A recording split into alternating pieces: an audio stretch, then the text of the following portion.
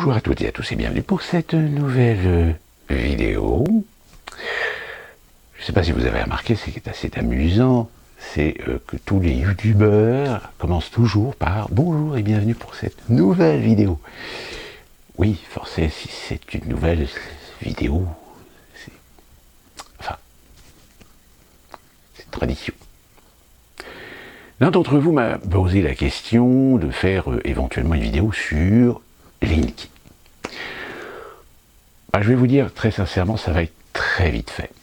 Pourquoi? Tout simplement parce que si vous regardez sur Internet les modes d'emploi, les fiches techniques de Linky, déjà bon courage pour avoir les véritables fiches techniques, pour savoir quelles sont en réalité les possibilités de ce boîtier en matière de connectivité. Il suffit d'aller sur Wikipédia pour que vous puissiez constater par vous-même que si Linky est en effet un outil d'évolution technologique qui permet de mieux concentrer l'attention sur les réels besoins, les réelles consommations des usagers, eh bien la première ligne que vous allez voir va tout vous expliquer. Et je dirais même qu'on fait attention de bien utiliser un terme sémantique particulier pour ne pas trop tomber dans quelque chose de plus concret. C'est un boîtier de gestion, un boîtier électronique communicant.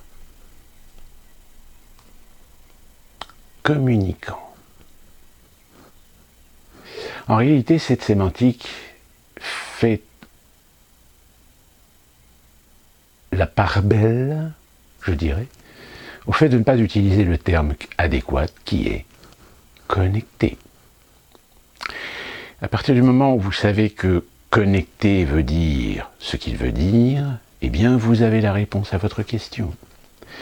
C'est-à-dire qu'à partir du moment où vous avez un boîtier qui est connecté, même si on aura beau vous dire qu'il y a des sécurités, qu'il y a des protocoles, qu'on ne peut pas faire n'importe quoi, n'importe comment, que ça ne sert qu'à collecter vos données en matière d'usagers, c'est-à-dire à quelles sont les consommations régulières que l'on peut constater dans votre foyer, et ainsi vous permettre de mieux adapter votre facture, surtout le prix. Le fait est, c'est qu'aujourd'hui, ce qu'on disait à l'époque sur ces fameux boîtiers connectés, alors il faut savoir qu'il n'y a pas que la France, il y a beaucoup de pays aujourd'hui, y compris aux États-Unis, qui utilisent ce genre de technologie. Ce genre de technologie a eu beaucoup de facilité, c'est-à-dire que, par exemple, on n'a plus besoin de dépêcher des agents pour aller chercher les informations dans votre jardin en allant lire le petit compteur, le chiffre, etc. Non, tout se fait automatiquement maintenant par collecte de données. Néanmoins, en ce qui concerne la France, l'aventure Linky a quand même soulevé pas mal de questions, même si c'est des questions auxquelles on a apporté des réponses par le fait de règles, de protocoles, de conventions. Il n'empêche que je crois que c'est en 2015 ou 2016, la CNIL, la Commission nationale informatique et liberté, a quand même soumis une réserve sur le fait de ne pas être très rassuré des assurances, justement, que N10, pour ne citer qu'elle, pouvait assurer que les données collectées ne risquaient pas de finir autre part que normalement dans la corbeille, puisque la collecte de données est limitée. Vous ne pouvez pas collecter des données individuelles, des données personnelles, puisque, je suis désolé, mais il faut savoir que collecter des données qui correspondent à vos consommations électriques, ce sont des données personnelles. Donc dans ce cas-là, évidemment, il a fallu faire une loi qui permette à ces organismes de pouvoir collecter ces informations, mais sous des conditions très particulières.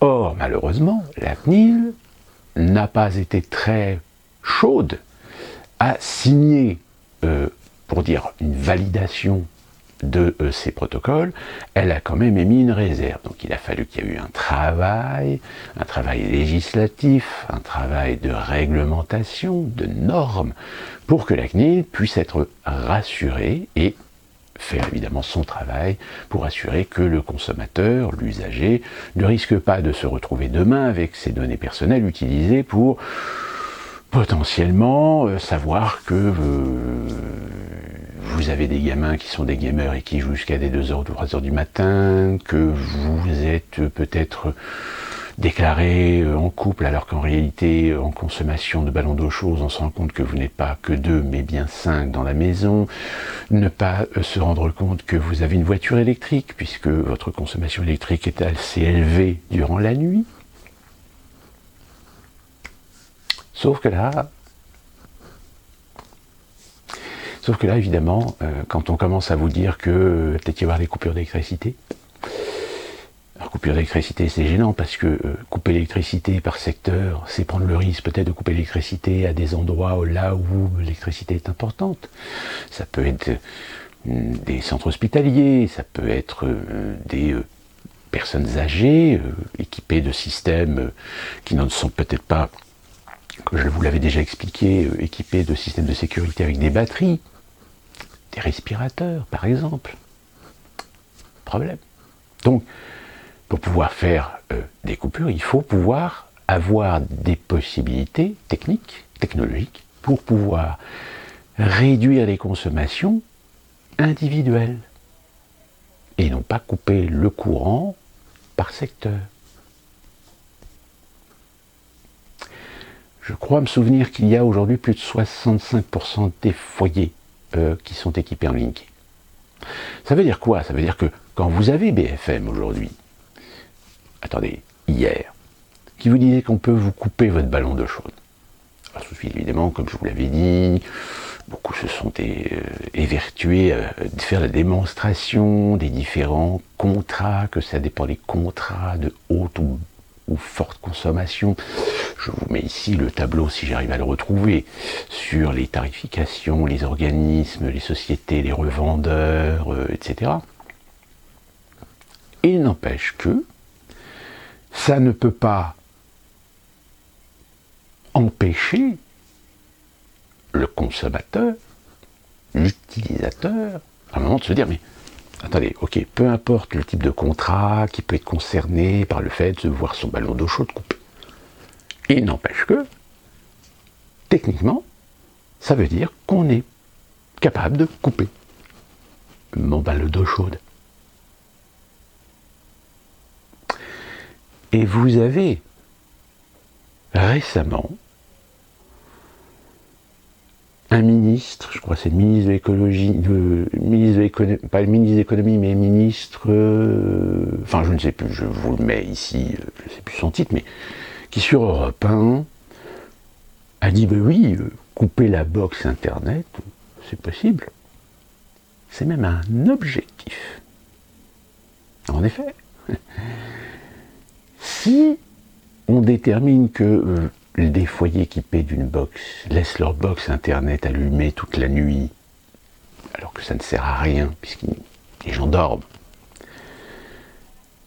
le problème qui va se poser, c'est que tous les gens qui ont leur téléphone, qui, avec une box, est connecté à la box, pour éviter de consommer trop de data sur leurs abonnements de téléphone.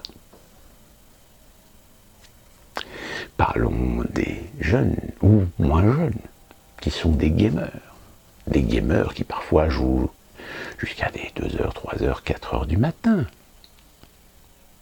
Alors oui, certains vous diront, oui, non mais, il est évident qu'on ne va pas couper la box des gens qui s'en servent la nuit.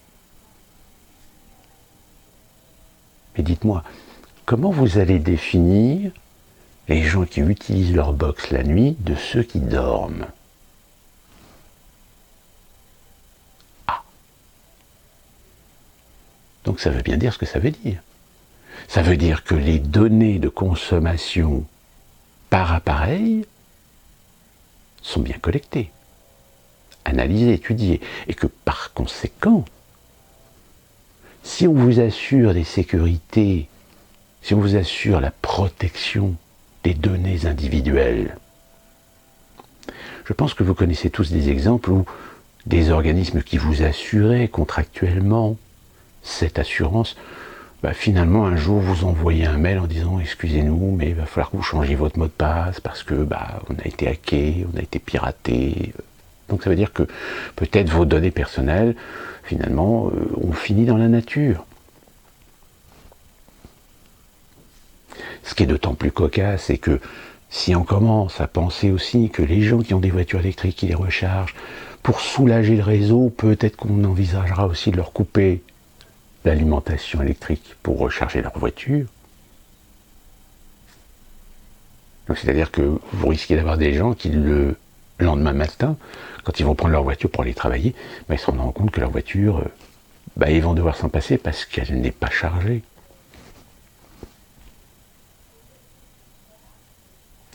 Donc pour répondre à votre question, à savoir est-ce que Linky est en réalité un mouchard, j'ai envie de vous dire comme tout ce qui est connecté. Si même on vous assure, si même on vous certifie, si on vous jure sur l'honneur que non, parce qu'on a mis des structures, on a mis des protocoles, on a mis des sécurités, mais il n'y a rien d'absolu. Et que si demain, des gens veulent utiliser vos données de consommation électrique pour vos foyers, ils peuvent très bien s'en servir à d'autres fins. Et je peux même vous dire que je pense que les opérateurs utilisent aujourd'hui des algorithmes qui sont capables d'analyser, d'étudier les types de consommation que vous avez pour savoir exactement quel type de matériel vous avez chez vous. Quel type de téléviseur, quel type de matériel électroménager, si le matin vous pressez vos oranges vous-même ou si vous utilisez un robot, si vous utilisez même un robot, les fameux robots automatiques, vous savez, qui font le ménage, ils peuvent tout savoir. Et si vous êtes présent dans la maison, ils peuvent déterminer quelles sont vos habitudes. Ils peuvent déterminer ce que vous faites, de par l'usage des outils, à la fois dépendants de l'énergie électrique, mais surtout connectés. Surtout votre box. Encore plus, si vous utilisez les outils tels Alexa ou l'équivalent Google, dont je ne me souviens plus le nom. Tout comme quand vous utilisez sur votre téléphone Apple Siri ou Google. Que croyez-vous? Vous croyez que ces données-là ne sont pas à un moment donné filtrées par des algorithmes pour déterminer Monsieur Robert, chez lui, vient de demander à Google une information concernant le Linky? Hop. Bon, attention. Il vérifie. Il s'instruit. Il se renseigne. Tout de suite. Information.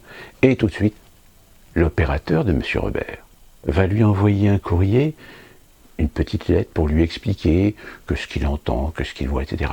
C'est faux. Que nous lui rappelons que contractuellement, le Linky est un outil garantissant telle et telle chose, etc. Donc, que ce soit Linky ou d'autres outils, dites-vous bien que de toute façon, les données, les informations que vous faites transiter par vos outils connectés, aujourd'hui font sujet à des filtres algorithmes pour définir qui vous êtes, ce que vous faites, ce que vous pensez, ce que vous dites, ce que vous consommez. La preuve en est, cette expérience de faire consulter par exemple sur Google des magasins de produits ou d'un produit spécifique par exemple. Et ensuite, si vous avez un compte de réseau social, allez sur le réseau social. Et vous allez voir très rapidement, tout d'un coup, vous allez avoir des offres publicitaires qui correspondent exactement à ce que vous venez de rechercher sur Google.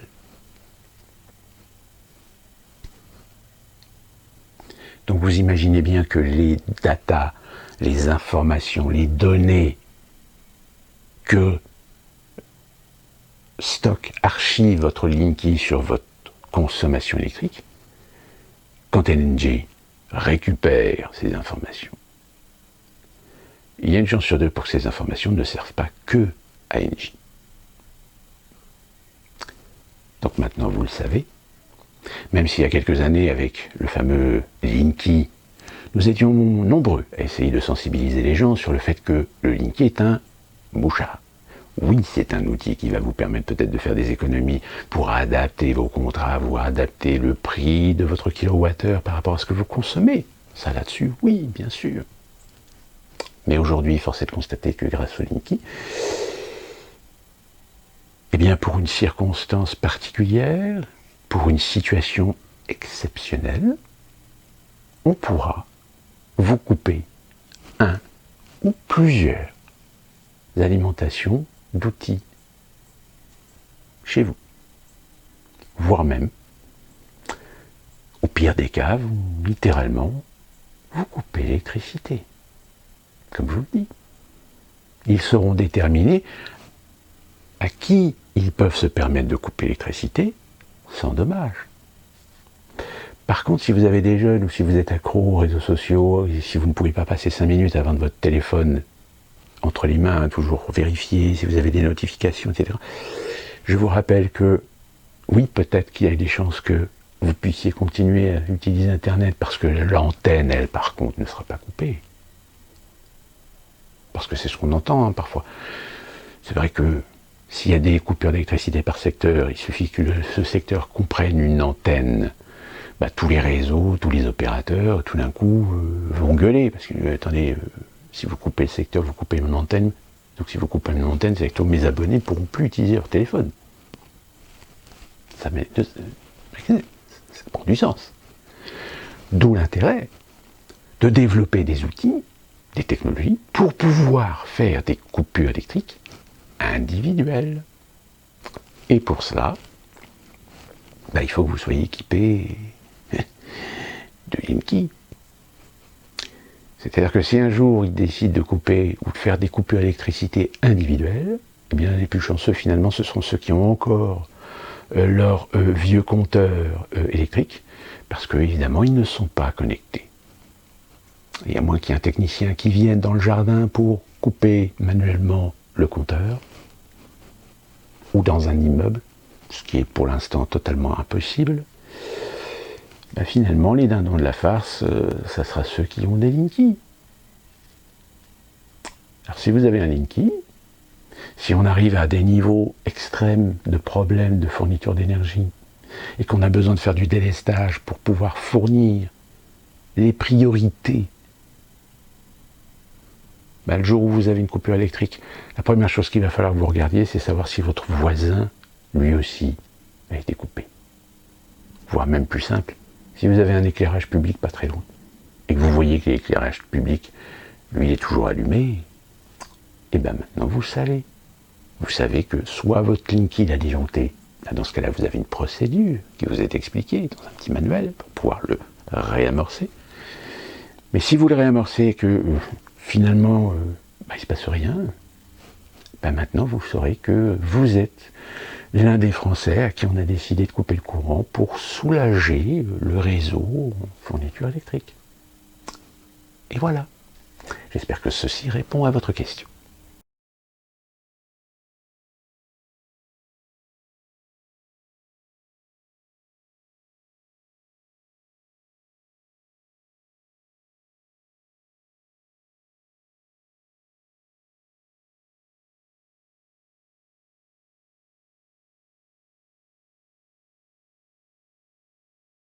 Pour continuer,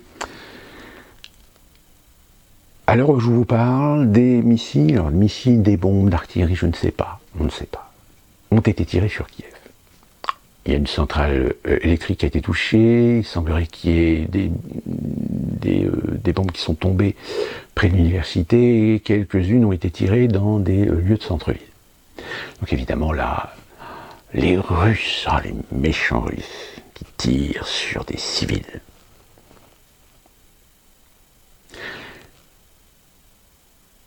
Je ne vais pas revenir sur les différents événements.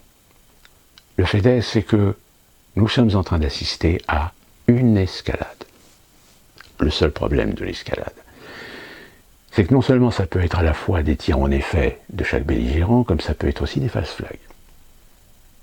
Or, quand on tire des missiles ou des bombes sur des lieux publics, sur des lieux civils, la question est, est-ce que les Russes ont tout intérêt à faire ça en sachant qu'évidemment on va les blâmer de tirer sur des zones civiles? Ou est-ce que c'est les Ukrainiens qui tirent eux-mêmes sur des cibles civiles pour ensuite accuser les Russes? On n'en sait rien. Mais comme de toute façon il y a une partie pris, donc on va forcément dire que c'est les Russes. Tout comme le pont qui a été attaqué entre le territoire de Russie et la Crimée, allez savoir. Est-ce que c'est un tir ou un sabotage orchestré par l'Ukraine? Est-ce que ça serait éventuellement un false flag organisé par les Russes pour ensuite accuser l'Ukraine? Tout en sachant qu'ils ont pu utiliser une explosion moindre pour éviter trop de dégâts, pour pouvoir ensuite réparer les dégâts. Et d'ailleurs, c'est la preuve, c'est que le système ferroviaire a été rétabli, il existe toujours un établi sur les deux pour les véhicules, il y a juste une portion d'établi qu'il va falloir qu'il change. Donc, en effet, ça serait cohérent. Tout comme le Nord Stream, hein. Je dirais à la limite, aujourd'hui, on peut imaginer qu'en effet, c'est les Russes qui ont détruit le Nord Stream, acceptant de continuer à payer le prix du gaz qu'ils envoient dedans pour garder la pression, pour éviter de flinguer le système. Mais en réalité, la question qu'on se pose, c'est de savoir, est-ce que les Russes sont si cons? Est-ce que les Russes sont si idiots que cela? Vu le niveau d'intelligence dans lequel on est aujourd'hui, pourquoi pas? Je rappelle que on jongle sur le fait que l'Ukraine a repris du terrain, que les forces russes sont en déroute. Les forces russes sont en déroute en effet parce que il se trouve que on a découvert qu'il y a un plan mis en place pour essayer d'éliminer les officiers supérieurs de l'armée russe.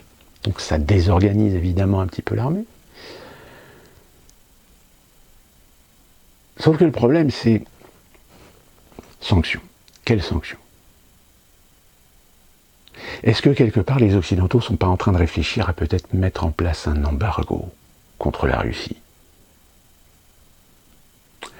Alors là, je vous le dis tout de suite, c'est niet. Niet pourquoi? Premièrement parce que même les responsables de l'ONU n'oseront jamais accepter une telle proposition. Deuxièmement, parce que certains pays s'y opposeront systématiquement. À la fois des pays qui sont des alliés de la Russie, comme aussi des pays qui ont des liens, des accords, des contrats commerciaux avec la Russie. Autant dire une grande proportion de pays qui, à un moment donné, si nous décrétons un embargo contre la Russie, c'est des pays qui se retourneraient systématiquement contre l'Occident. Et là, fatalement, on serait un petit peu isolé. Donc en réalité, comme je vous l'avais dit dans une précédente vidéo, on est vraiment dans un statu quo. C'est-à-dire, qu'est-ce qu'on fait? D'autant plus que la crise économique, elle continue. Elle continue à progresser, continue à avancer. Sous-jacent, justement, cette guerre. Je pense que nous n'avons pas encore atteint les limites et qu'on va encore voir des actions. Vous avez entendu que des gens étaient en train de nous expliquer qu'ils avaient observé, qu'on avait constaté des mouvements d'un train ou d'un camion, de camions, etc., ou de convois, qui correspondraient à des convois de transport de missiles nucléaires à la frontière ukrainienne. Donc ça veut dire que peut-être Poutine se prépare à tirer un missile stratégique nucléaire de petite puissance. Oh mon Dieu. Donc statu quo pourquoi? Parce que le problème énergétique est là. Statu quo pourquoi? Parce qu'il y a des alliances avec la Russie, chose que nous n'avons pas avec l'Ukraine. Je vous le rappelle, l'Ukraine nous soutenons, mais nous n'avons ni d'accord, ni de contrat, ni de traité avec l'Ukraine. D'où le désespoir de Zelensky d'essayer de trouver un moyen pour accélérer des procédures, soit pour intégrer l'Union européenne ou l'OTAN. Mais comme je vous l'ai dit, ça ne se fera jamais. Même les Américains ont dit, c'est pas le moment. Pas pour tout de suite.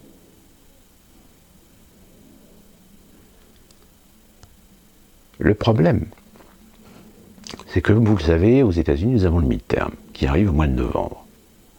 Le midterm sera déterminant pour savoir si on peut continuer à jouer avec Biden pour lui faire ce qu'on a envie de faire, ou si au contraire on va se reconcentrer sur les problèmes intra-américains. Et de fait, si on s'intègre aux problèmes intra-américains, ça veut dire que forcément il va falloir renforcer certains outils, certains moyens. Ce qui veut dire qu'il va falloir faire des sacrifices. Force est de constater qu'on a pu observer cette alliance politique de 44 pays. Ma question est, est-ce qu'ils ne sont pas en train de réfléchir sur une solution pour remplacer l'Union européenne? Est-ce que vos politiciens, vos chefs d'État, ne sont pas-ils en train d'entrer en collusion avec Washington pour l'après? L'après-effondrement, l'après-chaos. Pour résumer, est-ce que nous ne serions pas en train de voir en Europe la mise en place de pièces d'un puzzle qui va consister tout simplement à vous en foutre plein la gueule? Et qui plus est, vous en foutre plein la gueule et profiter de la situation pour mettre des lois, pour faire voter des décrets, qui vont vous enfermer de plus en plus dans une servitude. Suppression ou suspension de certains droits, de certaines libertés. Nous l'avons vu avec la pandémie. Ils sont testés. Et ils continuent d'ailleurs à tester la résilience, à tester l'acceptation. Même s'il y a une partie des Français qui ne sont pas d'accord, et que dans cette partie des Français, il y en a qui agissent, mais ils agissent de façon désordonnée. Vous verrez que la manifestation du 16 octobre prochain ne servira à rien. Et d'ailleurs, même certains syndicats comme la CFDT, ou la CFTC, je crois que c'est la CFTC, n'est plus trop d'accord sur le principe. Ben oui, parce que, comme je vous l'avais expliqué, les manifestations qui sont organisées soit par des partis politiques, des mouvements ou des syndicats, ce sont des manifestations qui sont sous contrôle. Je le répète. Ce qu'ils ne veulent pas voir, c'est des manifestations qui rassemblent en dehors de toute structure ou de toute organisation, telle que les Gilets jaunes. La grande peur des Gilets jaunes, c'est que c'était un mouvement qui n'était absolument pas récupéré ou contrôlé. L'inconvénient, c'est que s'il n'y a pas de structure, s'il n'y a pas d'organisation, s'il n'y a pas de logistique, ben c'est un mouvement qui aujourd'hui est en train de mourir. Même s'il y a encore des Français qui manifestent tous les samedis. Mais le fait est, c'est que les Gilets jaunes aujourd'hui, les Gilets jaunes ont ouvert une voie. Les Gilets jaunes ont ouvert une porte. Malheureusement, sans s'assurer que derrière, ils auraient des structures, qu'ils auraient des gens pour récupérer, suivre, faire évoluer le mouvement. Et ce qu'ils sont en train de faire, avec les pénuries que vous avez actuellement d'essence, c'est de vous monter les uns contre les autres. On l'a bien vu, des comportements individualistes, des comportements consuméristes. On a même un homme qui s'est fait tuer devant ses enfants à coups de couteau dans une station essence.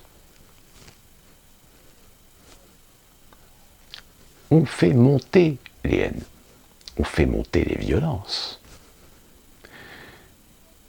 pour, comme je vous l'ai dit, à terme, une fois qu'on va atteindre des niveaux très élevés où les gens vont commencer à s'entretuer,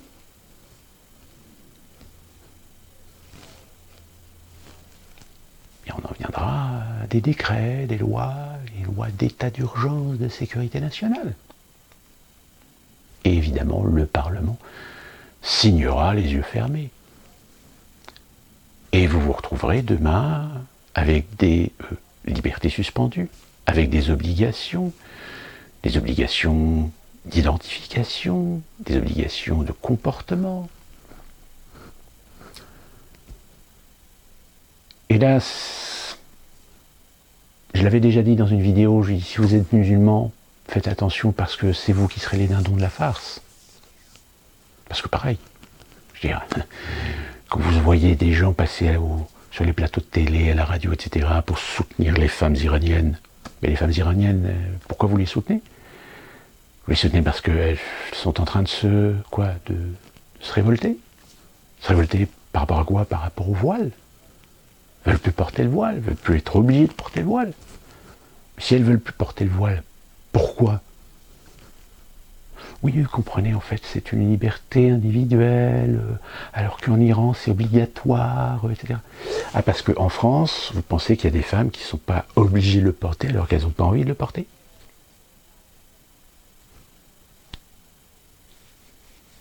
Il y a un truc qui colle plus là. On a même vu, j'ai même entendu une personne sur France Info qui était en train de nous faire une gesticulation pour essayer de mêler les cultures iraniennes, des Émirats, puisqu'elle parlait de Dubaï, et françaises. Excusez-moi, mais il y a quelque chose qui ne colle pas. Il y a quelque chose qui ne colle pas parce que comment vous pouvez oser comparer, mélanger trois cultures différentes? Je rappelle, l'Iran c'est une république islamique chiite, les Émirats arabes unis c'est un ensemble de royaumes dont basé sur quand même l'islam, l'islam radical pour certains, wahhabites pour les saoudiens, et la France, pays des libertés, de la laïcité, etc. C'est-à-dire qu'en fait, cette dame était en train complètement d'effacer l'aspect politique de l'islam pour nous faire accepter l'idée que oui, si les femmes en Iran ont le droit de se révolter pour ne pas porter le voile, ça ne veut pas dire qu'en France, les femmes, on doit leur interdire de porter le voile. La gesticulation est énorme. Dire chez les uns qu'on accepte ce qu'on n'est pas foutu d'accepter chez nous. C'est bien ce que... On est en train de voir de la dissociation. De la dissociation pour servir des sauces idéologiques qui, pour certaines, vont contraire aux fondamentaux même institutionnels, constitutionnels, de valeurs, de culture et d'histoire de la France. Même avec l'évolution des mœurs. Comment vous allez faire accepter à des parents musulmans, qui plus est musulmans, plus ou moins rigoristes, que leur gamin va suivre des cours d'éducation sexuelle, on va leur montrer des films, où on va suggérer ou peut-être montrer des actes sexuels divers et variés, homosexuels, transgenres. Je ne suis pas certain qu'en France, il y a certains couples musulmans qui vont apprécier.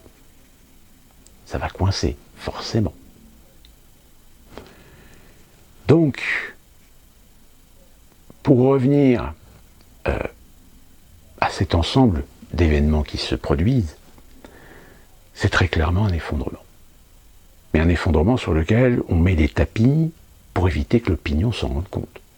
Sauf que le problème, c'est que l'opinion, quand il n'a plus la possibilité de pouvoir acheter de l'essence, quand il n'a plus la possibilité de se mouvoir, de se déplacer comme il veut, quand on le matraque de valeurs morales, quand on lui dit qu'il ne va pas falloir qu'il continue à travailler parce que ça consomme de l'énergie, qu'il va falloir qu'il arrête d'utiliser sa clim, qu'il arrête de se chauffer l'hiver, qu'il va falloir qu'il travaille dans des environnements où on va lui mettre une température entre 16 et 19 degrés, que il y a un moment donné où la pression, ça va finir par péter. C'est-à-dire qu'on va se retrouver avec, d'un côté, ce que j'appelle les complices, les traîtres, les idiots utiles, ceux qui boivent constamment les informations qu'on leur donne et qui les répètent, voire même qui les défendent, mais qui sont incapables de les argumenter. Tout comme récemment, il y en a un qui a essayé de me tacler sur le fait que le consensus scientifique, avec toutes les métadatas, les méta-analyses, etc., pour prouver que l'hydroxychloroquine ne fonctionne pas. Alors, sans prendre parti pour l'hydroxychloroquine ou pas, je dis mais consensus scientifique. Est-ce que vous admettrez que le consensus scientifique, il est fait à partir de données? Or, qu'est-ce qui assure la garantie de la crédibilité et de l'éthique des données? Quand on a fait un consensus scientifique sur le remdesivir, et qu'en l'espace de 72 heures, on s'est rendu compte que tout le monde s'était fait bien avoir, tout le monde s'était fait tromper, qu'heureusement des scientifiques intègres, éthiques, ont dénoncé des problèmes sur le rapport validé par The Lancet. Oui, vous prenez un cas particulier. Non, c'est pas un cas particulier. Vous voulez que je vous rappelle l'histoire de Purdue aux États-Unis? Cette fameuse société laboratoire familiale qui a réussi à jouer de lobbying, d'influence pour se faire valider l'oxycontin, le fameux oxycontin, qui déjà à l'époque, il y avait les problèmes des opioïdes. Mais cette société a réussi à faire valider par la FDA que son produit n'était pas addictif. Sauf qu'au bout de 4-5 ans, le bilan est de 12 000 morts. Alors oui, la société a été condamnée, mais elle a continué son business. Mais encore aujourd'hui, certains essayent de comprendre comment des gens ont pu mourir à cause d'une société qui, pour faire du profit, a réussi à jouer d'influence dans des organismes, soi-disant, des organismes intègres. Je vous rappelle que AstraZeneca et son remdesivir, ils ont réussi à faire valider une commercialisation d'un autre produit dont le nom m'échappe, et qui en réalité ce produit est à 2-3 petites différences le même que le remdesivir. Donc quand vous rajoutez là-dessus tous ces gens qui sont des experts, des médecins, des chercheurs, alors, en effet qui ont parfois des carrières irréprochables, mais ont quand même des liens d'intérêt. Alors des liens d'intérêt officiels parce que c'est eux qui les déclarent, mais allez savoir si ils ne touchent pas en dessous de table des enveloppes pour militer, promouvoir, mettre en avant certains produits. Ça se fait. Et pas que dans les milieux pharmaceutiques. Ça se fait régulièrement partout à partir du moment où il y a des questions d'argent dans des sommes parfois colossales. Sauf que le mec, il niait. Il niait systématiquement. Donc le mec commence à me sortir des liens, mais le problème, il sortait des liens d'articles qui dataient de 2020. Il me sortait des liens de librairies. C'est-à-dire les librairies, c'est là où les gens publient, mais publient quoi? Des rapports qui sont validés. Mais le mec ne m'a mis aucun lien d'un site de validation, de vérification scientifique. Le mec n'a jamais rien voulu comprendre. Et tout d'un coup, évidemment, le mec commençait à me prendre de haut, instruisez-vous, cultivez-vous. Et j'ai fini par lui répondre que, Merci finalement de vous révéler dans votre grandeur à vouloir systématiquement prendre les gens de haut, quand tout d'un coup vous n'acceptez ni la critique, ni le questionnement, ni l'interrogation, ni même la remise en question. Mais jamais répondu. Donc, il est très important pour les gens, et je pense que dans l'opinion aujourd'hui, de plus en plus de gens en arrivent à se poser justement ces bonnes questions. Sauf que, évidemment, il y a une certaine fainéantise de la part de beaucoup de gens de ne pas aller chercher, de ne pas lire, et finalement peut-être rester dans le doute, voire peut-être parfois tomber dans l'approximation, et soutenir l'approximation, sauf qu'en règle générale, ils finissent par très souvent se faire démolir dans du débat. Donc vouloir débattre, c'est bien, mais il faut avoir l'argument derrière, il faut avoir les sources, il faut avoir la réflexion, il faut avoir la cohérence, il faut avoir la crédibilité, pour à un moment donné imposer, pas imposer votre conviction, mais imposer l'interrogation, imposer le doute. Mais très clairement aujourd'hui, on voit bien que de plus en plus les médias, les idéologues, sont en train d'enfermer les gens dans des carquois, voire même leur interdire de douter, interdire la critique. Et enfin, je vais terminer cette vidéo avec cette petite anecdote assez cocasse. Elon Musk va certainement rentrer dans la liste noire de ce fameux site dont je vous avais parlé, site ukrainien qui, entre autres informations évidemment glorifiant, protectionniste, nationaliste, a une liste de gens à éliminer, très clairement. Certains essaient de jouer de sémantique, non mais c'est faux, c'est pas vrai. Si, cette liste est une liste établie pour mettre en place une liste de gens à éliminer. Musk va rentrer certainement dans cette liste. Pourquoi? Parce que Musk a osé commencer à réfléchir ou à proposer d'essayer de temporiser la situation et de trouver un terrain d'entente, de négociation, de pacification. Là, évidemment, il s'est pris du bâton de partout, de tous les Kiev et compagnie.